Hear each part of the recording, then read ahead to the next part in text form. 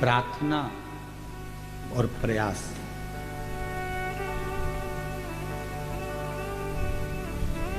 ये दो शब्द हैं। एक है प्रार्थना, दूसरा है प्रयास। शिव महापुराण की कथा कहती है, प्रार्थना करते समय आप पूर्ण तरह से शिव पर आश्रित हो जाओ। भगवान देवादिदेव महादेव पर पूर्ण तरह से आश्रित हो जाओ, तो प्रार्थना सफल होगी। अब मालूम पड़ा कि आप प्रार्थना तो कर रहे हो, पर पूर्ण तरह से आप आश्रित ही परमात्मा पर नहीं।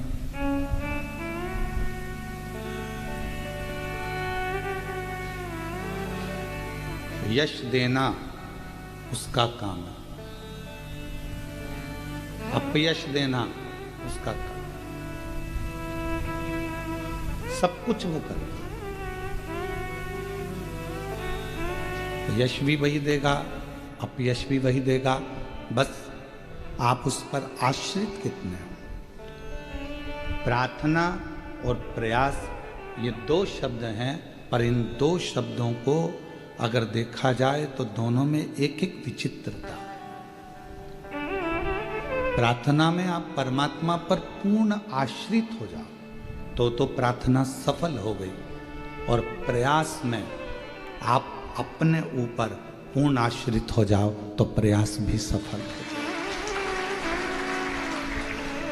प्रार्थना कब सफल है? जब हम अपने इष्ट पर, अपने शिव पर पूर्ण आश्रित हो जाओ। कल बहन जी ने वो पत्र में लिखा कि मैं अपनी रिश्तेदार के यहाँ गई हुई थी और वहाँ टीवी चल रही थी। उसने कहा कि 10 मिनट में कथा सुन लूँ, इसके बाद अपन बात करते हैं। और उसका मन कथा में लगा। वो 10 मिनट की कथा में उसने पत्र सुन लिया कि 23 साल बाद किसी के घर में औलाद हुई। तो उसके मन में विश्वास जाग गया कि मुझे 20 साल हुए हैं भैया, तो मतलब मेरे यहाँ हो सकती है। अब उसने करा क्या? वचन पर विश्वास करा, शिव पर आश्रित हो गई, शंकर पर पूर्ण आश्रित। जब एक लोटे जल से 23 साल बाद औलाद दे सकता है, तो एक लोटे जल से 20 साल बाद भी औलाद दे सकता है।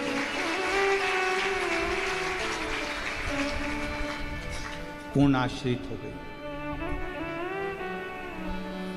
अब जब आप आश्रित हो ही गए हो तो फिर तो उसको देना ही पड़ेगा। कुर्सी पर बच्चा चढ़ गया। बच्चा कब कूदता है? जब उसकी मम्मी बैठी रहती है। बच्चा कब कूदता है? जब उसके पिताजी बैठे होते हैं।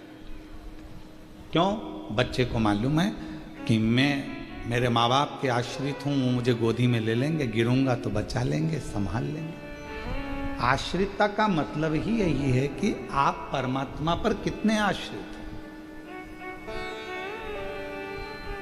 आप मेरे देवादिदेव महादेव पर, आप भगवान शंकर पर कितने आश्रित हैं।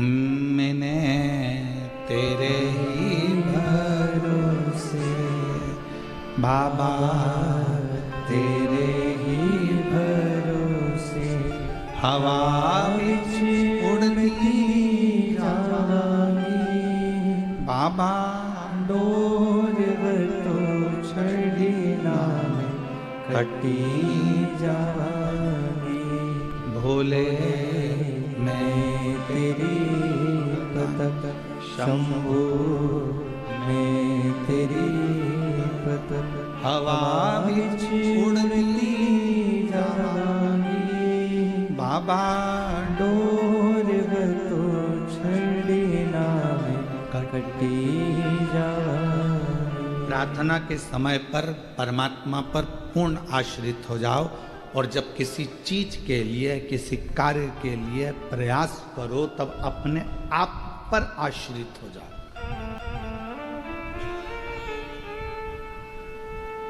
खुद पर आश्रित हो,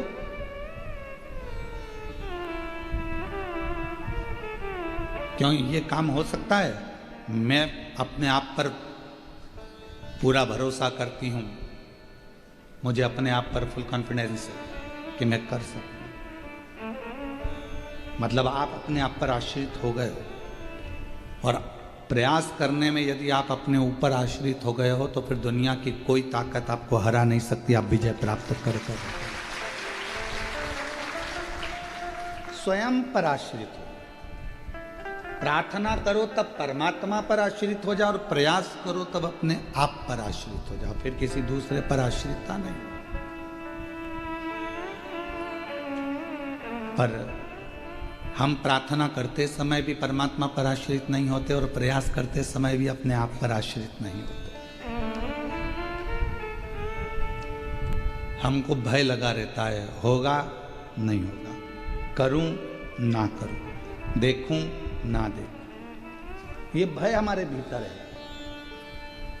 मैं इतने दिनों से भगवान शंकर के मंदिर जा रही हूं, मैं इतने दिनों से दीप जला रही हूं, मैं इतने 4 बार पशुपति व्रत कर लिए। वो बहन पत्र में लिखी, मैंने 4 बार पशुपति व्रत कर लिए, 4 बार सफ़ेद आंकड़े की जड़ बांध ली, 4 बार मैं सीहोर आ गई कुबरेश्वर धाम पर बाबा को प्रणाम करने के लिए।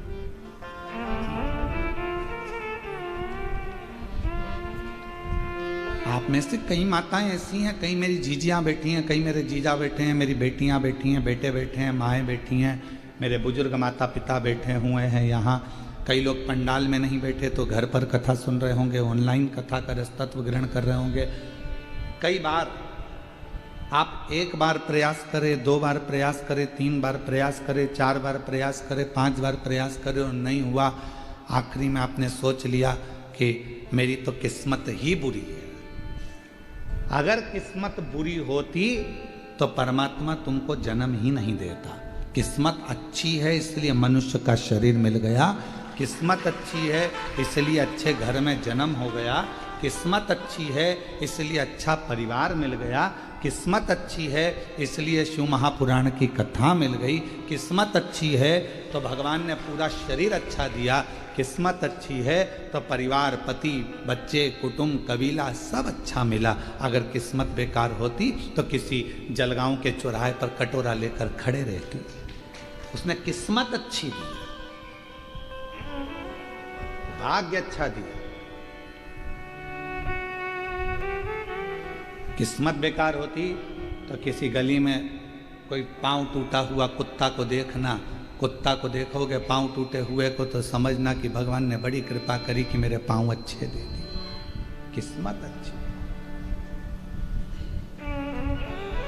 क्यों किस्मत का रोना रोना?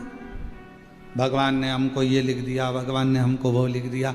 कई बहुएं अपने आप को कोसती हैं, परिवार को कोसती हैं, कई माताएं सास होन अपने आप को कोसती हैं। मेरी किस्मत में ऐसी बहू लिखी थी, मेरी किस्मत में ऐसा पुत्र लिखा था, मेरी किस्मत में ये लिखा था, मेरी किस्मत में ऐसा पति लिखा था। एक दूसरे को कोस रहे हैं और हो कुछ भी नहीं रहा, कुछ भी नहीं। क्यों अपने आप को कोस, क्यों अपने को कोस? एक कथा आपको पहले भी कही, आज फिर कहते हैं। दुनिया में किसी की सामर्थ्यता नहीं है कि कोई आपका बुरा कर दे। इसको कर लेनी चाहिए। दुनिया में किसी की सामर्थ्यता नहीं है कि कोई आपका बुरा कर दे। किसी की सामर्थ्यता नहीं,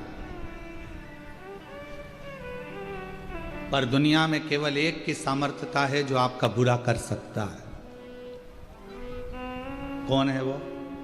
आप खुद स्वयं। अपने लिए जब बुरा बुरा सोचते रहोगे, अपनी किस्मत को रोते रहोगे, तो एक दिन तुम्हारी किस्मत अपने आप बेकार हो जाएगी। तुम अपने आप को कोसते रहोगे तो एक दिन पूरे बर्बाद हो जाओगे। किसी की सामर्थ्यता नहीं कि कोई तुम्हें बर्बाद कर दे। किसी की सामर्थ्यता नहीं जो आपको कुछ कर दे। आप अपने आप में बर्बाद हो रहे हो, बुरा सोचकर, गलत सोचकर, गलत विचार लेकर। और मैंने तेरे ही भरोसे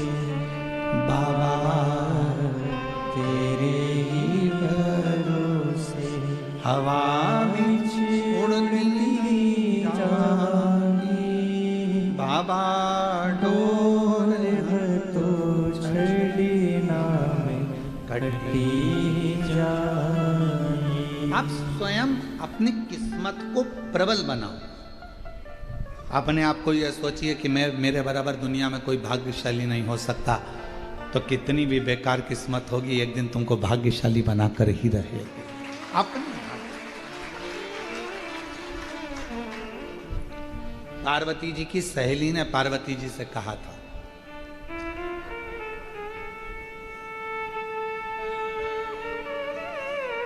एक दिन गजमुखी बोली। पार्वती जी की सहेली का नाम था गजमुखी। और गजमुखी ने एक दिन कहा पार्वती जी से कि पार्वती, शिवजी तो जटा बांधते हैं, भस्म रमाते हैं, मृगछाला पहनते हैं,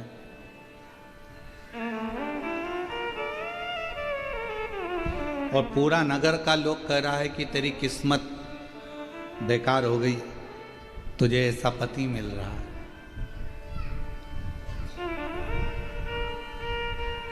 तेरी किस्मत बेकार हो गई पार्वती, तुझे ऐसा पति मिल रहा है।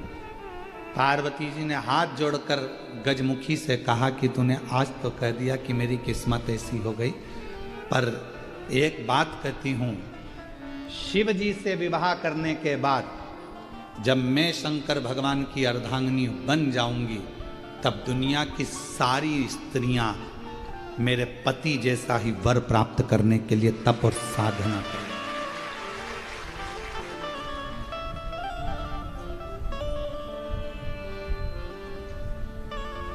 शिव जैसा पति चाहने की तप साधना करेंगे, कोई दूसरे जैसा पति नहीं। किसी माताओं से पूछो तुम्हें कैसा पति चाहिए, तो क्या शंकर जी जैसा मिलना चाहिए। क्यों भैया, भगवान नारायण जैसा नहीं चाहिए? अरे वो चरण दबाते रहते हैं। क्यों भैया, राम जी जैसा पति नहीं चाहिए? अरे वो एक किसी के कहने पर कान में बात आई और अपनी धर्मपत्नी गर्भ से थी, उसको छोड़ दिया। क्यों भैया, कृष्ण जैसे 16,108 कैसा पति चाहिए? तो का शिव जैसा। क्यों शिव जैसा? क्यों? जरा सा पत्नी पर आंच आई और दक्ष प्रजापति की यज्ञशाला को विध्वंस कर दिया, जो अपनी पत्नी के लिए आ गया।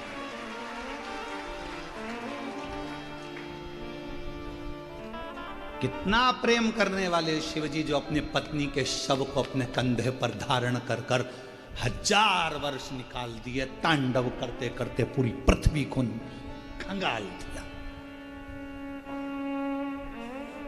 कितना प्यार करते होंगे, कितना प्रेम करते होंगे। और चली गई पत्नी, प्राण छूट गए, तो उसके इंतजार में अगला जन्म लेगी, फिर मेरी बनेगी, प्रतीक्षा करते रहे, प्रतीक्षा।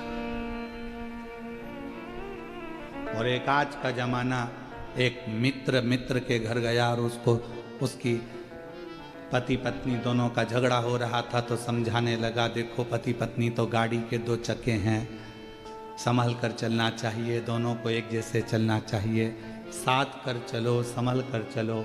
पत्नी बड़ी खुश हुई कि मेरा पति में कितना ज्ञान है, वो समझा रहे थे अपने दोस्त को। चलते चलते पत्नी ने कंधे पर हाथ रखकर एक प्रश्न किया, जी आप बहुत अच्छा समझा रहे थे, पर मेरे मन में एक प्रश्न अटक गया। पत्नी ने पूछा, कौन सा प्रश्न?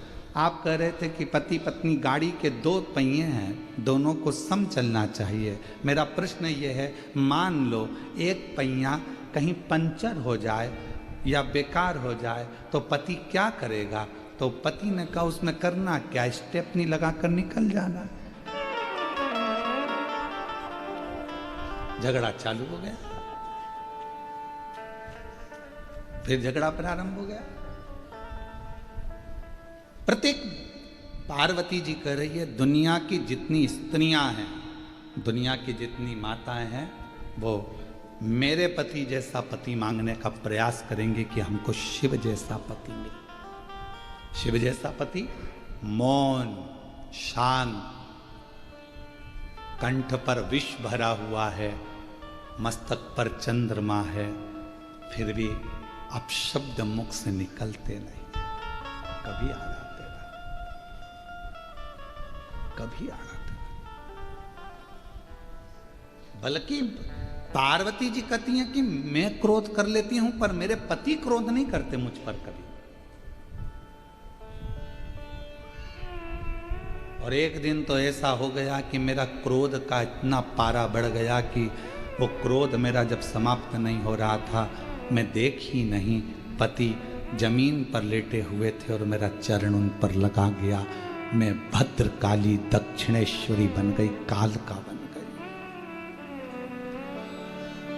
मेरे क्रोध को उन्होंने संयमित कर दिया। मैं देख नहीं पाई, समझ नहीं पाई। मैंने उनके चरण पकड़ लिए कि मेरा पांव आपको लग गया, आपको बहुत गुस्सा आया होगा, क्रोध आया होगा। इतने में मेरे पति देव अधिदेव महादेव कहते हैं, पार्वती क्यों चिंता करती है, किस बात का क्रोध, तेरा क्रोध शांत हो गया ना, बस बहुत है। तू नम्र ले रहेगी, तू मिठास पूर्ण रहेगी पार्वती, तो ये सारा ब्रह्मांड अपने आप मिठास पूर्ण रहेगा। तू सहज हो जा, तू सहज। कितनी कृपा, कितनी करुणा, कितनी दया। कौन है जो अन्य देवता जैसा पति मांग रहा है? करवा चौथ का व्रत करते हो तो शिव जैसा पति चाहिए, तीज का व्रत चाहिए तो शिव जैसा पति चाहिए। भगवान ऐसी कृपा करना, शिव जैसा पति मिले।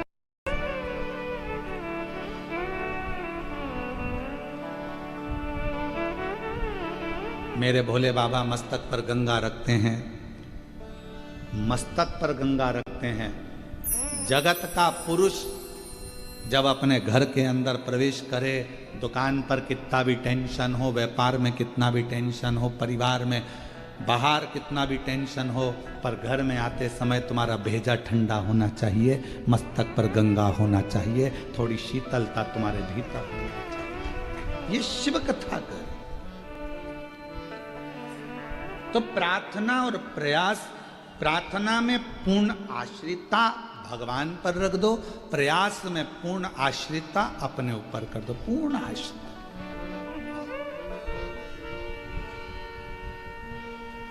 जब हमारे पूर्ण आश्रितता, वो कहते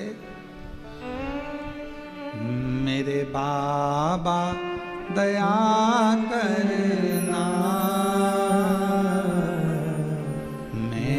तेरे भरोसे हो, भोले बाबा दया करना, मैं तेरे भरोसे हूँ। ना घर के भरोसे हूँ, ना परिवार भरोसे हो, ना घर के भरोसे हो, ना परिवार के भरोसे हो। भोले बाबा दया करना, मैं तेरे भरोसे, मेरे बाबा दया करना, मैं तेरे भरोसे। मैं किसी के आश्रित हुई नहीं, मैं तो तेरे आश्रित।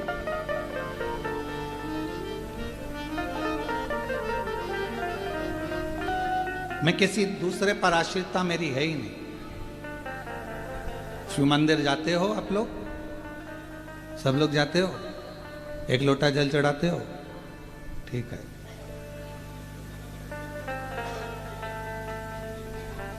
लोटे का पूरा जल चढ़ा जाते हो, पूरा की पूरा जल चढ़ाते होगे ना, फिर बाद में उसमें चढ़ा हुआ जल लेकर आते हो, पर चढ़ाते तो पूरा हो ना, ठीक है। चावल का दाना पूरा चढ़ाते हो ना, आखा, बेलपत्र, धतूरा, पुष्प,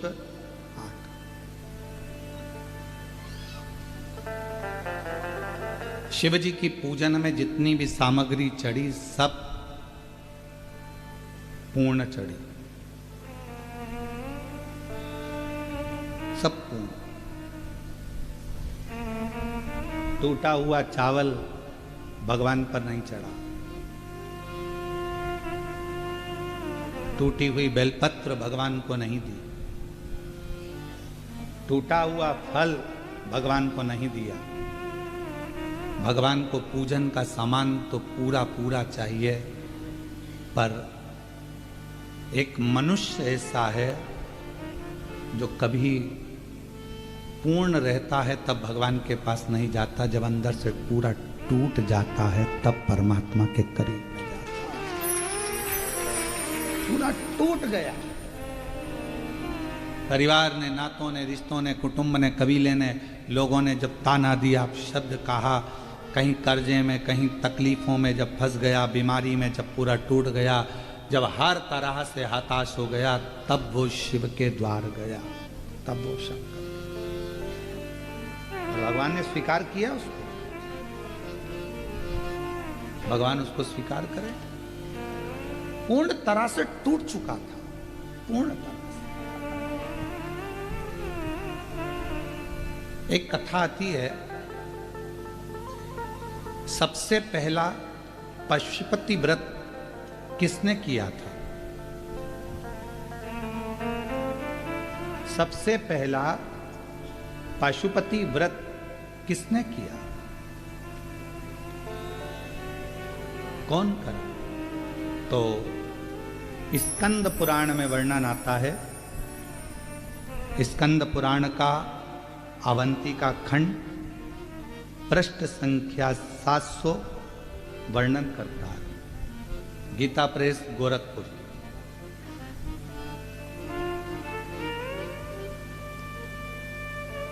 कि सबसे पहला पशुपति व्रत भगवान ब्रह्मदेव ने करा था। भगवान ब्रह्मा जी।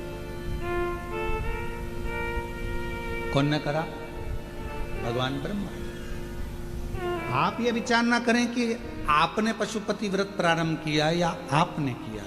ये व्रत तो पुराणों में, जैसे श्री शिवाय नमस्तुभ्यम मंत्र पुराणों में दबा हुआ था, शिव महापुराण ने उसको उजागर कर दिया। पाशुपत्य व्रत पुराणों में दबा हुआ था, शिव महापुराण ने उसको उजागर कर दिया। 3 चीजें थी। एक पाशुपत्य अस्त्र, पाशुपत्य योग और पाशुपत्य व्रत। तो अवंती का खंड स्कंद पुराण का वर्णन करता है, जब ब्रह्मदेव अपने ब्रह्मलोक में निवास कर रहे थे और ब्रह्मलोक में ब्रह्मा जी बैठे हुए हैं। आप लोगों को यह कथा स्मरण होना चाहिए, जिससे आप लोग बता सकें। कई लोग कहते हैं कि ये पशुपति व्रत तो प्रदीप मिश्रा जी का बनाया हुआ व्रत है।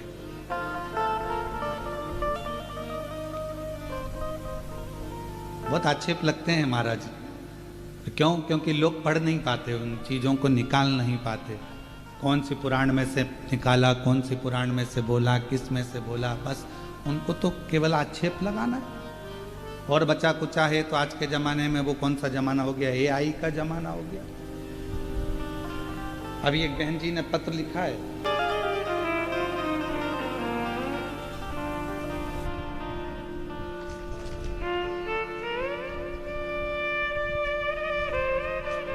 उन्होंने गलत नहीं लिखा, पत्र बहुत अच्छा लिखा।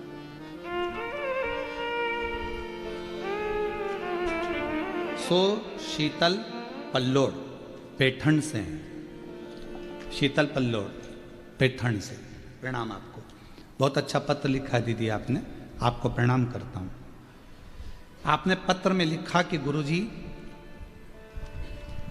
आपके जितने उपाय हैं वो आप अपने YouTube चैनल से, आपके चैनल से वो डाला करो, आजकल आपकी आवाज की लोग कॉपी कर ली है, आपकी आवाज की कॉपी कर ली, आपकी वीडियो की कॉपी कर ली, और वो कॉपी कर कर लोग आपका, जैसे शरद पूर्णिमा का, या आपने कौन सी पूर्णिमा कोजगिरी पूर्णिमा का आप बहुत सारे उपाय बताए, परंतु आपकी सोशल मीडिया पर वो कम डले, पर लोग आपकी आवाज की कॉपी एआई से कर ली है, और एआई से कॉपी कर कर लोगों ने आपकी आवाज, आपका फोटो लगाकर उसको अलग अलग तरीके से डाला तो कई लोगों को उसका लाभ नहीं मिल पाता।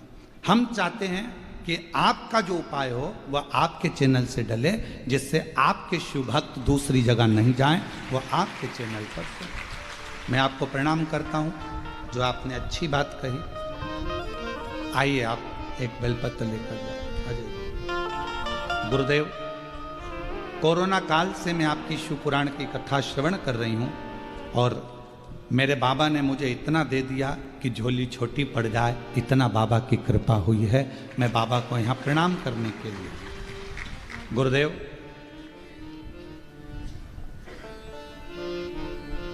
विश्वास नहीं था कि आपको इतने करीब से देख पाएंगे, कथा सुन पाएंगे, पर यजमान परिवार को धन्यवाद है जिनके माध्यम से हमको इतने करीब में से दर्शन कथा सुन। मैं सो शीतल पल्लोड़ पैठण से हूँ। एक बार जोरदार ताली बजाकर। आप पैठण से आई हैं, आपको प्रणाम करते हैं, और हमारा प्रणाम संत एकनाथ जी के पवित्र चरणों को भी जाकर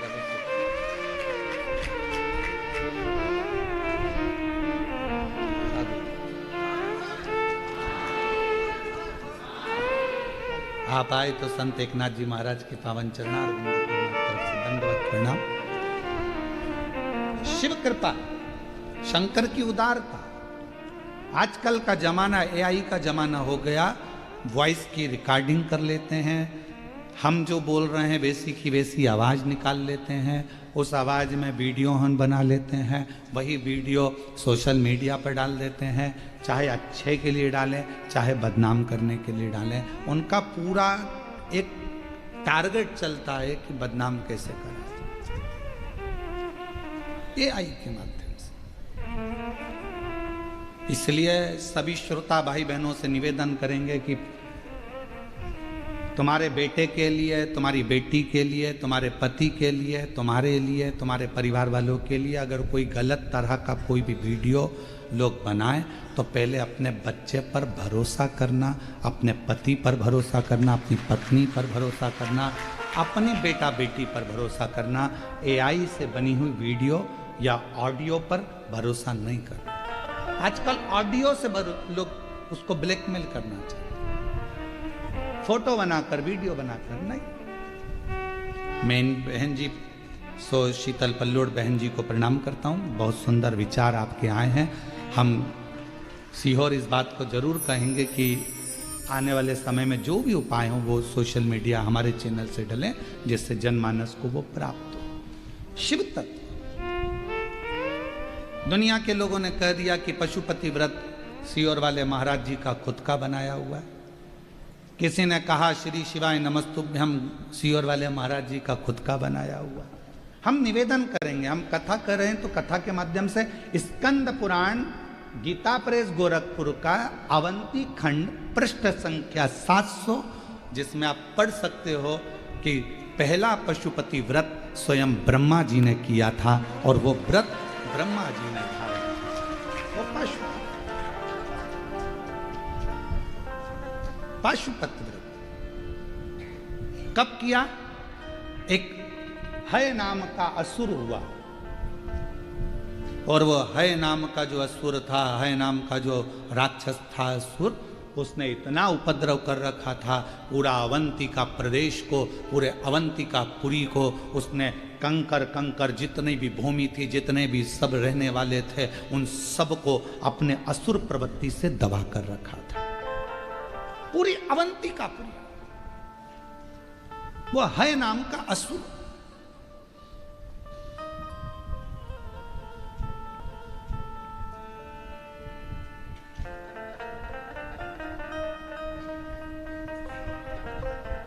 उस हय नाम के असुर के जितने गुप्तचर थे, किसी के सामने खड़े हो जाते थे तो उसकी मन की बात को पढ़ लेते थे, जान लेते थे। वो हय नाम का असुर इतना प्रबल था और उसके गुप्तचर, उसके दूत इतने प्रखर थे, इतने प्रखर। अब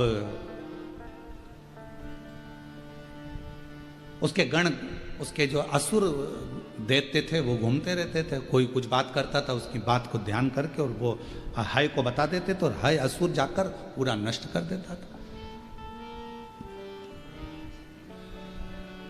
अवंतिकापुरी में कोई रह ही नहीं रहा था, सब अवंतिका क्षेत्र को छोड़कर चले गए। केवल वृक्ष बचे थे, लताएं बची थी, महाकाल वन बचा था और वो लता वृक्ष सब बचे थे। तो उन वृक्षों ने, उन लताओं ने, अवंतिकापुरी के उन वृक्षों ने, लताओं ने ब्रह्मा जी को याद करना प्रारंभ किया। क्यों? कोई मनुष्य वहां रह ही नहीं रहा था। जो रहता था वो हय असुर उनको नष्ट कर देता था, सबके मन की बात जानकर उनको पूरा बर्बाद कर देता था। तो वो हय असुर के कारण बस बड़ा परेशान हो। लता वृक्ष, पेड़ के वृक्ष की मन की बात वो असुर नहीं जान पाता था, इसलिए उनको ये बात नहीं मालूम पड़ी तो वृक्षों को भी कटवा देता। उस हय असुर को यह नहीं मालूम पड़ा कि ये वृक्ष क्या सोच रहे हैं, ये लताएं क्या सोच रही, ये पौधे क्या सोच रहे हैं, ये हय असुर को नहीं मालूम था। पर उन वृक्षों ने मन से भगवान को पुकारना प्रारंभ कर।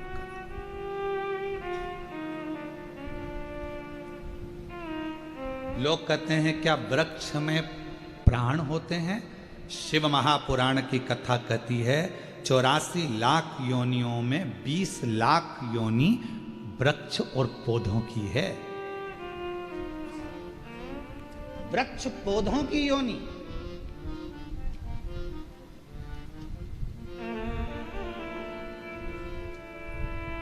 जो व्यक्ति ज्यादा अकड़ कर रहता है ना, बहुत अकड़ कर रहता है, बहुत अकड़ कर, उसका अगला जन्म पेड़ का ही होता है। खड़े रहे ठूट जैसे, पानी गिर रहा, हवा चल रही, बारिश हो रही, हवा में वैसे ऐसे हिले थोड़ा बहुत और फिर खड़े रहे। और जो ज्यादा किसी को गाली देता है, अपशब्द कहता है ना, उसको आम वाला पेड़ बना देते हैं, इमली का पेड़ बना देते हैं, उसको खजूर का पेड़ बना देते हैं। क्यों? तू बहुत गाली देता था, आम का पेड़ बना दो, इसको खड़ा रहेगा। बच्चे आएंगे, दे पत्थर, दे पत्थर, डंडा लाएंगे, खूब झूलेंगे, झड़ा झड़ा। पूजन पाठ होगा तो आम के पत्ते नोचे जाएंगे, पत्तों को तोड़ा जाएगा। वो पेड़ भिलकता है, मैंने कौन सी गलती कर दी जो मुझे इतने पत्थर पड़ रहे हैं, इतने डंडे पड़ रहे हैं, इतना नोचा जा रहा है।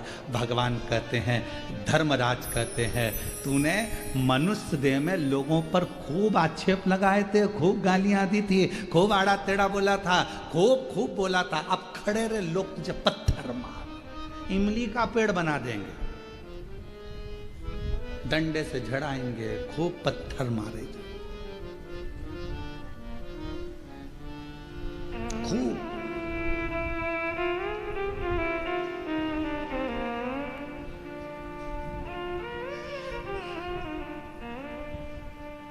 एक शमी का पौधा ऐसा होता है जो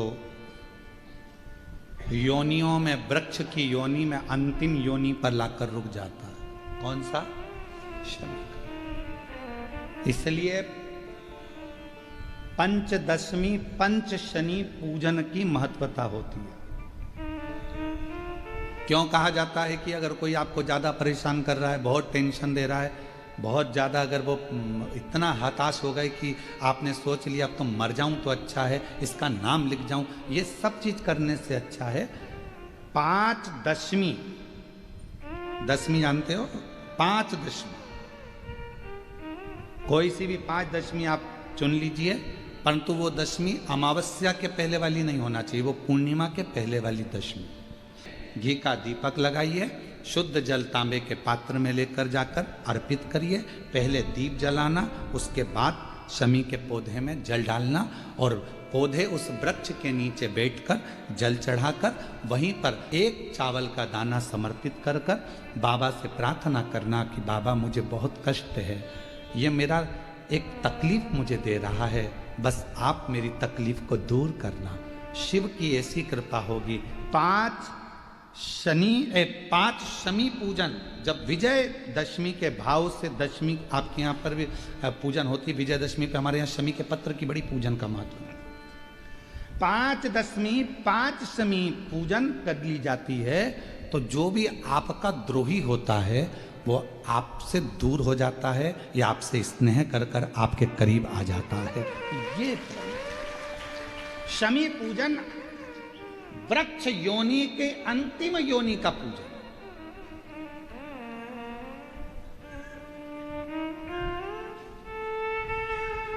सारे वृक्षों पर पत्थर पड़ जाते हैं पर शमी के पौधे पर पत्थर किस लिए हम मारेंगे? कौन मारेगा? उसमें तो कांटे लगे रहते हैं, कौन मारेगा उसको? क्या कांटा झड़ाएगा पत्थर मार कर? नहीं।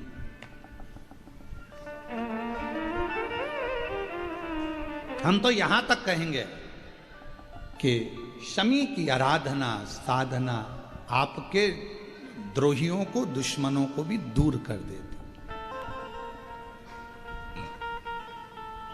शमी।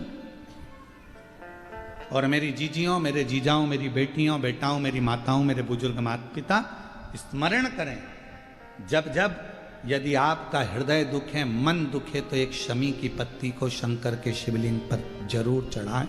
सारे दुख अपने आप समाप्त होना प्रारंभ। शमी का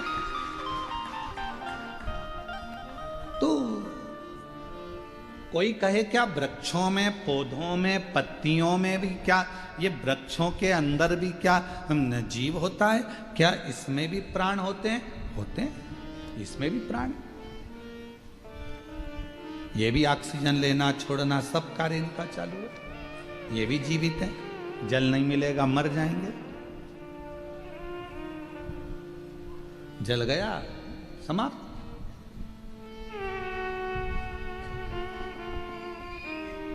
तो जितने वृक्ष लगे थे अवंतिकापुरी में, जितने लगे हुए थे अवंतिका प्रदेश में, अवंतिकापुरी में जितने जितने पौधे, जितने वृक्ष, सब पुकार रहे हैं ब्रह्मा जी को। ब्रह्म ब्रह्मा ब्रह्मा ब्रह्म, हे ब्रह्मदेव, हे ब्रह्मदेव, हे ब्रह्मदेव। ब्रह्मा जी के कानों में शब्द पहुंच गया।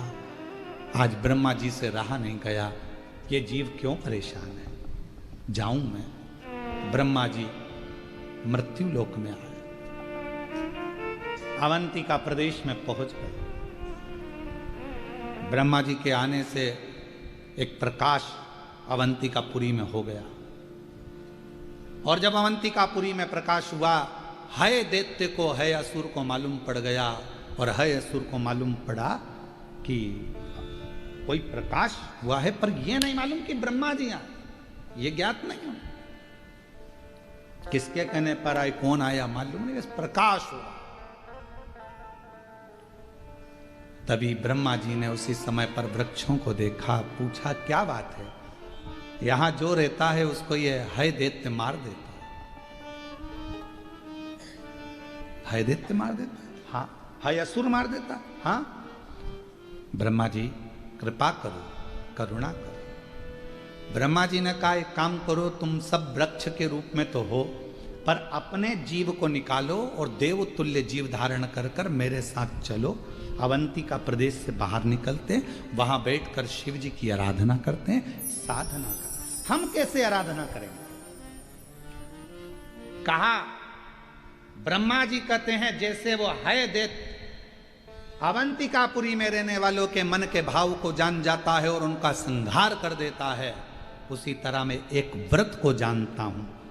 सारे की सारे वृक्ष अपनी अपने संविधा को लेकर एकत्रित करो, अग्नि कुंड को तैयार करो। और अग्नि कुंडों को तैयार करा। एक एक वृक्ष ने 6 अग्नि कुंड का निर्माण कर दिया। आप दिए कितने लगाते हो? 5 दिए मंदिर में, 1 दिया द्वार। अग्नि कुंड का निर्माण किया, सबने संविधा एकत्रित करी, अग्नि को प्रकट करा। ब्रह्मा जी कहते हैं देवताओं, एक व्रत में जानता हूं, जिसका नाम पाशुपत्य व्रत है। इस व्रत को तुम मेरे साथ धारण करो, स्नान करो, आराधना करो, बाबा शिव जी के शिवलिंग का स्मरण कर पूजन करो। फिर प्रदोष काल में इसी पूजन को फिर तुम्हारे पास अर्पण करने के लिए कुछ भी नहीं तो अपना हृदय शिव को दे दो। शिव को दो। पाशुपति व्रत ब्रह्मा जी भी कर रहे हैं, देवता भी कर रहे हैं। और पशुपति व्रत जब ब्रह्मा जी ने और देवताओं ने करा, भगवान शंकर ब्रह्मा जी कहते हैं जैसे है असुर मनुष्य के मन के भाव को जान जाता है, पशुपति व्रत करने वाले के मन का भाव देवाधिदेव महादेव जान जाते हैं।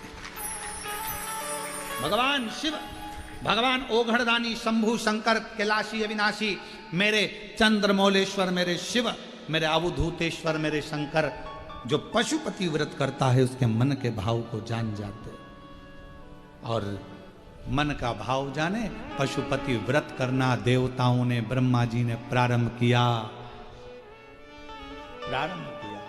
कहते हैं कि बस कुछ ही समय निकला था, कुछ ही समय, और भगवान शिव प्रकट हो गए। भगवान शंकर प्रकट हुए। मांगो क्या चाहिए? तुमने मेरा व्रत पशुपति व्रत धारण करा है, उस व्रत का फल क्या तुमको चाहिए?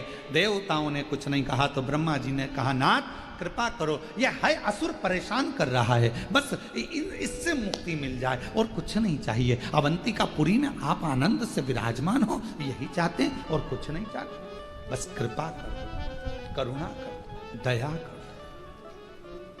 ठीक है। भगवान शंकर ने उसी समय, उसी पल, उसी घड़ी, उसी क्षण मेरे देवाधिदेव महादेव ने कृपा कर, गले में जो मुंड की माला थी, उस मुंड की माला में से एक कपाल खींचा भगवान देवाधिदेव महादेव ने, और वो कपाल भगवान शंकर ने अवंतिकापुरी में दे फेंका। जो डाला कपाल, कपाल के गिरते से ही हाय दैत्य के जितने असुर थे सबके कानों में वो गर्जना गई। जो गर्जना गई तो कानों को पकड़ पकड़ कर सारे असुर अपने अपने प्राणों को त्यागने लगे। हाय दैत्य भागने लगा, हाय असुर भागने लगा, भाग। कुछ दूर पर है असुर पहुंचा और उसके प्राण छूट गए। जैसे ही प्राण छूटे, देवताओं ने भगवान देवाधिदेव महादेव से प्रार्थना करी, बाबा आपने इस अवंतिकापुरी से असुरों से मुक्त करा है। इस अवंतिकापुरी को आपसे निवेदन है मेरे भोलेनाथ, अब इस अवंतिकापुरी को कभी छोड़कर मत जाना। बाबा कहते हैं ये अवंतिका, ये उज्जैनी मेरे प्राण है। शंकर जी कहते हैं इस उज्जैनी में मैं स्वयं निवास करूंगा। और बाबा अवंतिका नाथ बन गए। मेरे भोलेनाथ अवंतिका नाथ बन गए, उज्जैनी नाथ बन गए, और मेरे काल अधिपति महाकाल बनकर उस अवंतिकापुरी में विराजमान हो गए। बोल महंकालेश्वर भगवान की।